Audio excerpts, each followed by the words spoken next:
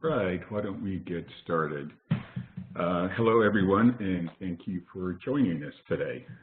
Welcome to the first of 3 webinars in the It Takes a Village to Build a Business series. Today, we're going to be focusing on enabling partners. I'm John Yamas, a principal consultant in thought leadership and advisory services group at Cornerstone OnDemand, and I'm pleased to be the moderator for today's webinar. Zero Motorcycles will be sharing with us their success story shortly, but before we begin, I've got a few housekeeping items to cover. First, the webinar is being recorded and will be sent in a follow-up email at a later date. Second, if you would like to ask a question, you can do so at any time using the Q&A feature on the right hand of your screen. We'll try to answer as many of those as we can during the webinar and in the designated Q&A time at the end of the presentation. If you experience any technical issues, please send a message in the chat box and someone on our team will be there to assist you. I'll be kicking off today's webinar with a few points about what it means to enable partners and how it can be done and what the outcomes can certainly come about from that. A little background on me, I'm one of the old gray hairs in our group. I've spent a lot of years in HR, in IT, in executive, in business, and in consulting. I've done a lot of multinational work with corporations in retail, healthcare, financial services, etc. I have a specific expertise in HCM strategy, HRMS payroll, shared services, planning, and budgeting. But enough about me. I'm really thrilled to be joined today by Peter Herman on our webinar. Peter will be giving us an overview of how Zero Motorcycles is training sales and service dealers and the lessons they've learned along the way. At Zero, Peter manages sales operations and analysis. His responsibilities include overseeing the success of Zero's online learning platform that's designed to make technical and sales-related information easy to understand for both partners and the employee. Peter earned an MBA from NC and has a diverse background in strategy, having worked in cities across Europe with the Boston Consulting Group. He's an avid traveler, motorcycle enthusiast, and excited father of a baby girl. So without further ado, let's get started. And I'm going to, I do believe I have control. So here's today's agenda. We're going to talk about a definition of partner enablement. What does it mean? About Zero Motorcycles, where Peter will come in and give us a background on that.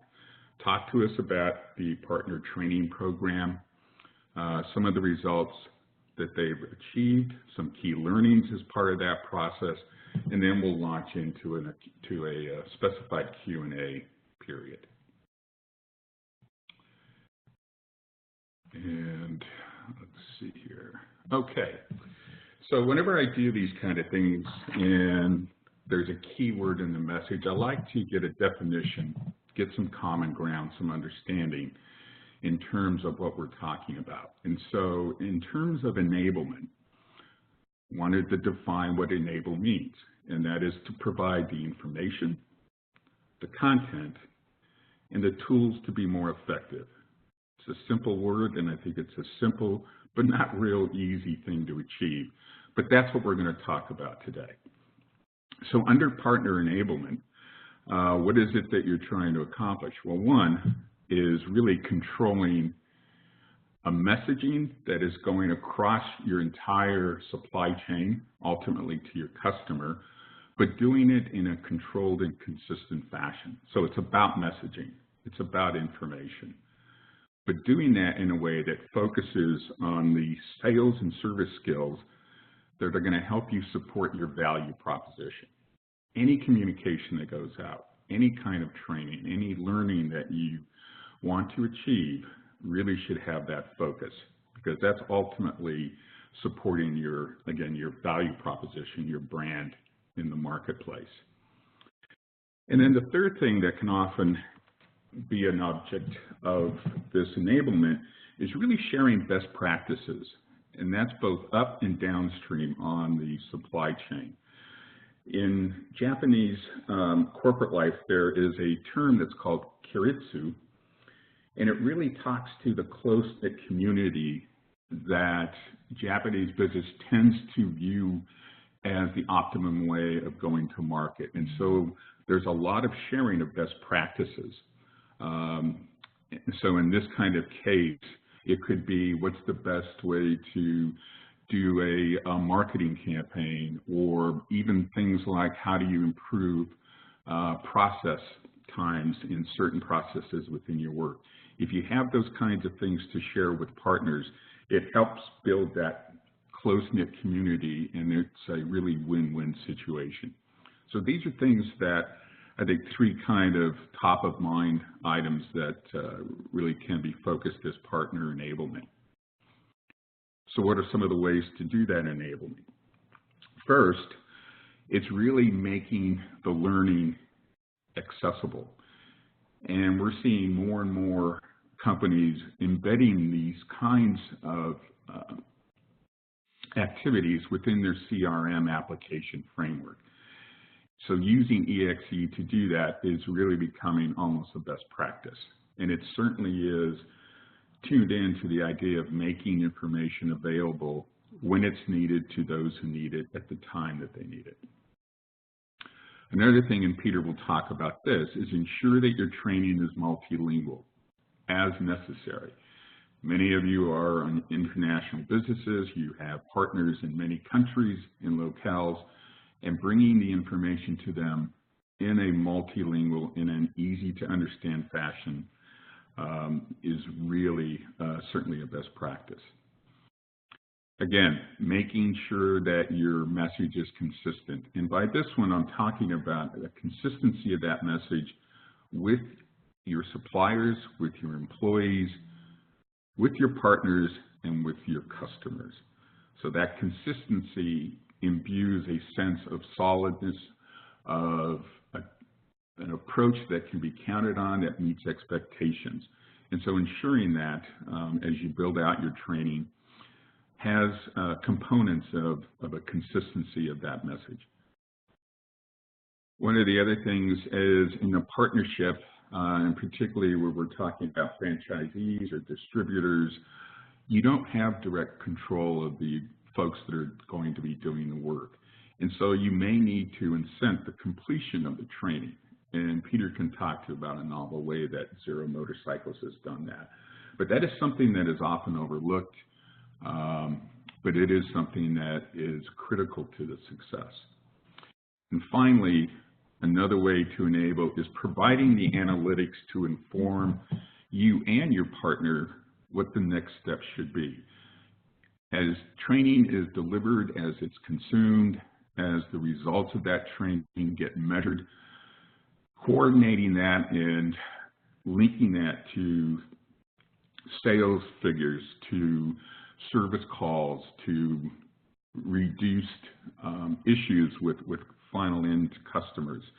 You can link all of that data and share that not only as the main manufacturer or business, but with your partners as well, so that they can see how it's going to benefit them and for you ultimately in the long run. And finally, what are the outcomes? Again, integrity of the brand. Just so important in today's market when so many companies are out there vying for being noticed and being attended. And one of the things that leads into is with that brand integrity, it helps you gain more mind share with your partners and potentially lower cost. They're probably going to be even representing some of your competitors. So with the kind of learning that does provide them a clear sense of direction about how you want to be represented in the market and how they can best achieve their goals, that training is going to help you lower costs in terms of acquisition of customers. And finally, you want a more informed, skilled, and thus more productive partnership with happier customers. These are the outcomes that we go after. This is what partner enablement can bring about. Here are some of the ways that you can do that. And so for the real world example, I'm going to turn it over to Peter, and he can talk to us about Zero Motorcycle. Peter?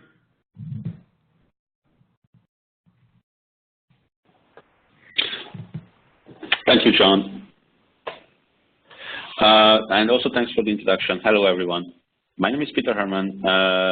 I'm leading the global sales operations team here at Zero Motorcycles. What I want to talk about today is these four elements of how we reviewed our CFS learning management system the past few weeks to prepare for this webinar. Just want to give you a very brief introduction of what Zero Motorcycles does and why the LMS project was important for us to support us in our growth path going forward. Then I will share a little bit more details on what results we have seen so far. This is a fairly recent introduction. We introduced this new system very early this year, so we have about a year of experience of running it, and we have seen really, really great results.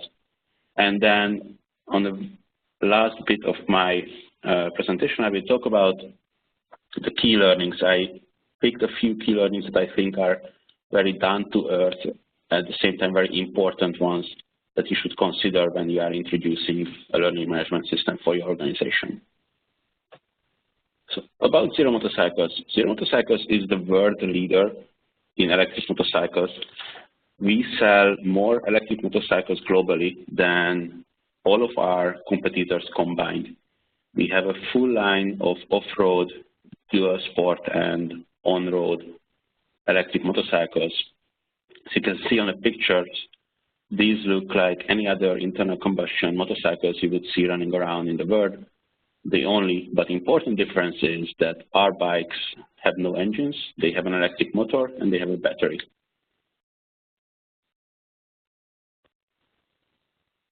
Zero was founded in 2006, so we by now have over 10 years of experience and also 10 years of leadership in the industry. We serve the consumer markets. These are the bikes that you can see in the pictures. But besides the consumers, we also serve the fleet market, mainly police and army. By now, we have over 100 North American police departments who are using our bikes. And we also serve the powertrain market. So we do sell business-to-business powertrains for other applications for companies that need an electric powertrain to build into their boats, jet skis, three-wheeler, four-wheeler, ATVs, and many other applications. The company is based in Scottsdale in California, and we also have an EU operations that is based in the Netherlands. Globally, we have 150 employees, and we are selling our motorbikes over 30 countries globally. We cover these 30 countries with about 250 dealers and distributors globally, and we are running most of our operations on the Salesforce platform. Both our sales, marketing, and also the service side, after sales side of the business is running on the Salesforce cloud. And our current Salesforce org has over 500 partner users. So all of our dealers have access to our Salesforce system. That's how they can register a motorcycle, that's how they get the training, and that's how we also communicate with them. So why we decided that we need to implement a learning management system and why we thought it is going to help us. We had a very traditional method for training our partners, the dealers, both the sales staff in the dealership and also the service staff of the dealership. The traditional method means that we have regional managers in the US and also in Europe, in the different countries, who would travel to a dealer, teach them how to use our system, tell them how an electric motorcycle is different than what they would be selling, generally, because usually most of our dealers are selling other internal combustion motorcycles like BMWs, Ducatis, Triumphs, the high-end European brands, which is a very different sales proposition than when you are trying to sell an electric motorcycle. So all of these dealers are, besides selling our bikes, they are selling at least one or usually multiple other brands, and the volumes on those other brands are generally higher than the volumes they would sell in a year of electric motorcycles. And with lower volumes come lower mind share, meaning that most of the time when they are thinking about their business, they will be concentrating on their main brands and not necessarily on us. So these regional managers would travel to give this in-person training and train the dealers. Usually when we sign up those dealers, we are experiencing extreme dealer growth. We are signing up about 30 to 40 new dealers in the last year. That means that we have almost doubled our dealer network in the past 18 months. Then the service staff is trained usually not by the regional managers, but in regional trainings where we ask them to travel to New York for the East Coast or to San Francisco for the West Coast. There we would train them, and we would hold these trainings twice a year. However, it is well known in the industry that the average salesperson spends less than 2 years in a dealership. That means that we have to go back to every dealer to retrain that person when they hire a new one if the previous Zero Motorcycles specialized salesperson has left the dealership. This is very inefficient and very time consuming, and also it requires our team to spend a lot of time traveling instead of real value-added activities. And also reporting on the knowledge level of our sales team, the extended sales team in the dealership, is basically impossible. We can rely on information from our regional managers when they tell us that they trained a certain dealer. We don't have a good understanding of what that training consisted of. That will depend on the person who was giving the training. We don't really know how well that dealer salesperson has received that training, how much they actually remember.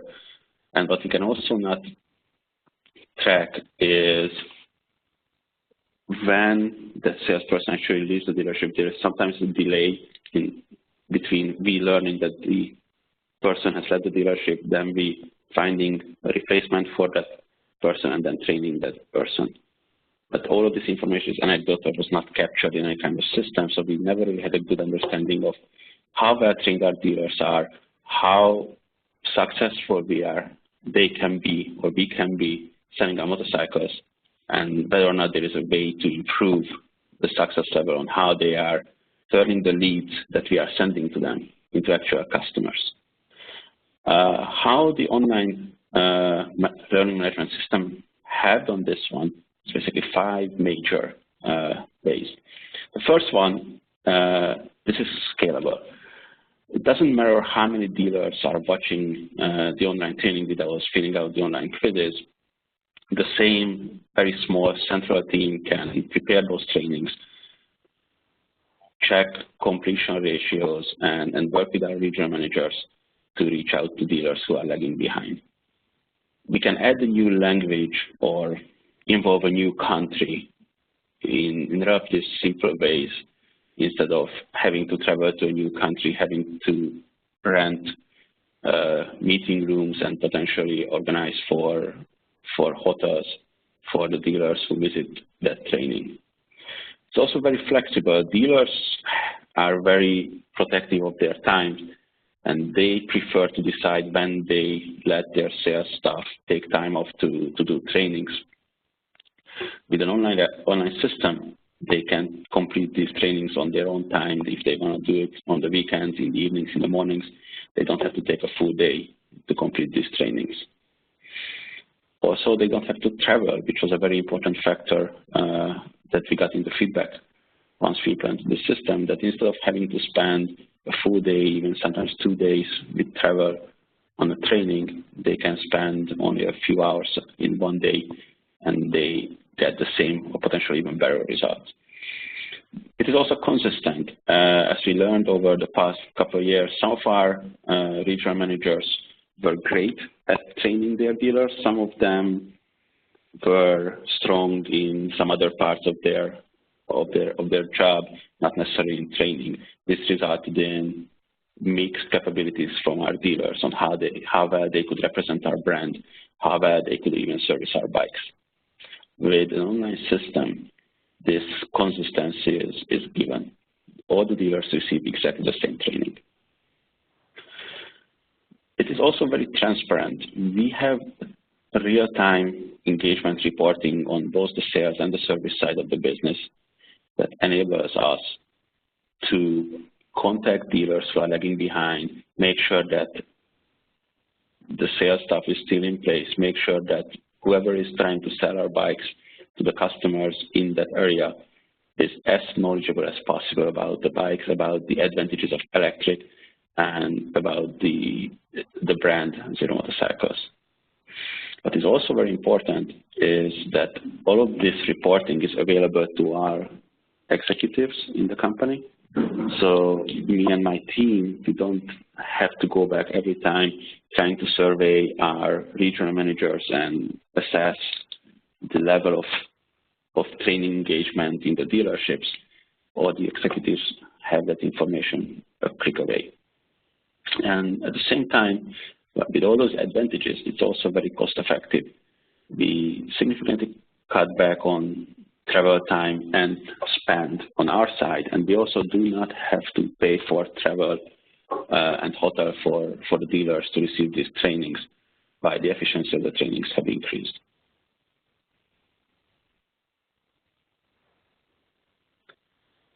So what has been the result so far? The most important result is the dealers overwhelmingly gave a very positive feedback from the first day on, mostly for the reasons I already mentioned. They can do this on their own time. They really value this flexibility. They value that they don't have to spend time and money on traveling.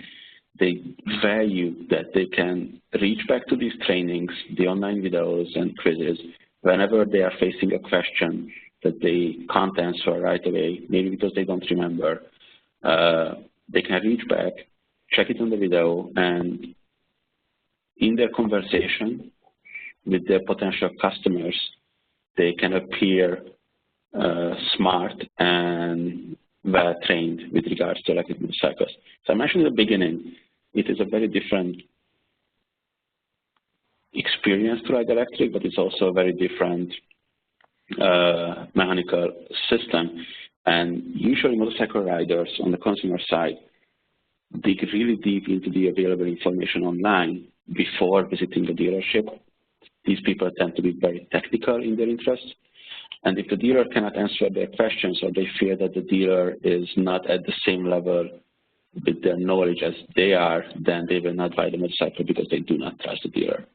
So providing these trainings now enables the dealers to really be a partner for their customers and sell our motorcycles at a better efficiency.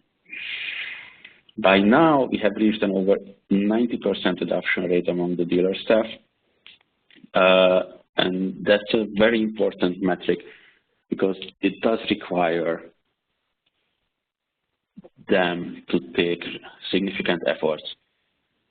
Basically, what they have to do right now, the way our training is set up, that they have to take 3 trainings and the quizzes with it on the partner community, which explains how the Salesforce partner community works, how they can see the leads that we are sending to them, how they can manage those leads, how they can register a motorcycle. As I mentioned, all of our systems are running on Salesforce. And also, they have 5 additional trainings on the sales methodology and processes that they have to complete. And more than 90% by now of our dealers have completed all of that. The service compliance is a little bit lagging behind, but they had a busy time towards the end of the summer. We expect that one to catch up during the low season in the winter. One thing I wanted to highlight is that this is still an evolving system. we are continuously adding new content in North America, and we are rolling out the LMS for our European partners as of middle of next week. A few key learnings. The very first one, which seems obvious now, was not that obvious when we rolled out the first wave of trainings, that the very first training that you should do is train the users on how they can use the training system. Significantly speeds up adoption based on our experience, and it also saves time on the team responsible for the training, which in this case was my team, because the number of questions coming from the users is significantly decreased. You have to keep in mind, most of us now work in global companies, that if you add multiple languages, that will increase complexity significantly. Every time you do a change, you have to make it in all your languages. If it's just text, then it's translation. But if it's a video, then you have to reach back to the original voice talent and reshoot the video or add additional videos on those languages. We also learned that the detailed reporting is crucial for success. We are currently able to track every dealership, and within that one, every sales and service person activities in the LMS system. We can see who is getting stuck at certain videos or quizzes. We can proactively reach out if you see that the progress is not as quick as we would expect from them. All the sales managers regionally have this available at their hands, and that's one of the resources they use when they visit or call their dealers to make sure that we maintain this 90% plus engagement ratio. The very last thing, but it's a very important one, and John has already mentioned this point, incentivizing the users, especially if it's not your employees but somebody in your partner community, is very important to enable high engagement rate. You can see how our engagement rate jumped when we introduced a very simple incentive, which was the usual sales space that the dealership sales staff would get after selling the motorcycle when we run a promotion was made contingent on completing the trainings. And you can see that before that engagement was flattening out, and in about an additional 4 or 5 weeks, we more than tripled the engagement rate. That was the 4 key learnings I wanted to highlight today, and I hand it back to Kathy now, or John. Thanks, Peter. That was great, and I think that was very clear how you've been able to enable your partner network and see some of the outcomes and the results that really kind of justify the investment in the time and effort. So thank you very much. I think we have still a few minutes if there are any questions. So there's a question from Peter. And Peter, the question is, do you need to do any sort of data migration when you switched to CFS? It was very limited on the data migration. We didn't have an online learning system before, so there was some limited number of training materials and videos online that we had to work with, but most of the content and the system we put in place was started from scratch. Mm-hmm. Okay, great. And we've got another question. Are you exploring any incentives on the service side? If so, what might they be? On the service side, what we are exploring or planning to explore early next year, still in the low season, is some kind of gamification that we want to introduce either regionally or globally, which would incentivize early completion of the training materials by enabling some lucky winners of the first 10, 20, whatever it may be, sales staff completing it, that one of them can travel to our headquarters, which is in Central California, in a very nice and sunny place next to the ocean, spend a few days here with the local team, learn from the team, and potentially also learn surfing on the ocean at the same time, just to make it really incentivizing. That's one of the plans we are working on right now. How do I become a partner? That surfing sounds pretty good. Right? Yes, I'm watching snow come down out my window right now. So, okay, well, thanks, Peter. That was really great, and I hope everyone took away something of value from the time you spent with us. We certainly appreciate it. And as a reminder, again, we've recorded this session, and we'll be sending out that recording in a subsequent email down the road. So if there aren't any further questions, I'll just give it 20 seconds or so. All right, well, thank you much, everyone, and hopefully we'll see you in our second series in next week. Have a great day, and thank you for joining us again today. Bye-bye.